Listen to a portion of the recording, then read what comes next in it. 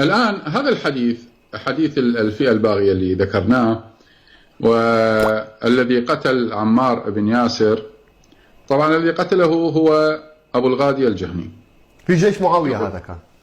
نعم، وكان هو في جيش معاوية.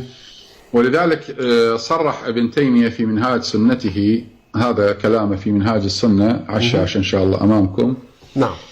يقول: والذي قتل عمار بن ياسر هو أبو الغادية، وقد قيل إنه من أهل بيعة الرضوان، ذكر ذلك ابن حزم. طيب، فنحن نشهد لعمار بالجنة ولقاتله إن كان من أهل بيعة الرضوان بالجنة. طيب، النبي صلى الله عليه وآله وسلم وصف قاتل عمار بأنه باغي، تقتله الفئة الباغية، ما قال يقتله الشخص بل الفئة، وهذا سنبينه إن شاء الله. يعني جماعة، تقتله الفئة، يعني كلهم شاركوا في قتله. نعم، جماعة، كلهم شاركوا في قتله، وهذا ما يعترف به عمرو بن العاص سنأتيه الآن. نعم.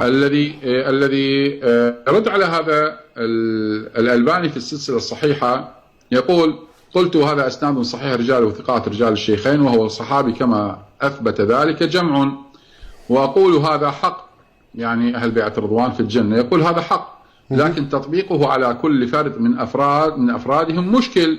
نعم. لأنه يلزم تناقض القاعدة المذكورة بمثل حديث الترجمة، إذ لا يمكن القول بأن أبا الغادية القاتل لعمار مأجور لأنه قتله مجتهدا، ورسول الله صلى الله عليه وآله يقول: قاتل عمار في النار.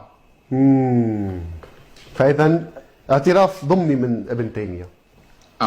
فالصواب أن يقال إن القاعدة صحيحة إلا ما دل الدليل القاطع على خلافها. هذا يرد على ابن تيمية، يقول أنت يعني تقول إنه جميع أهل الرضوان بالجنة، قاتل عمار بالجنة، وعمار من أهل بيعة الرضوان أيضا، والاثنان في الجنة، عمار وقاتله في الجنة. هذا الكلام غير صحيح، تطبيقه غير صحيح. يقول إنه القاعدة أن أهل الرضوان في الجنة صحيحة، لكن إلا ما دل الدليل على الاستثناء، وأبو الغادي مستثنى من هذه القاعدة. لماذا؟ يقول لأنه ورد فيه نص صريح أنه قاتل عمار في النار، فإذا أبو الغادية في النار.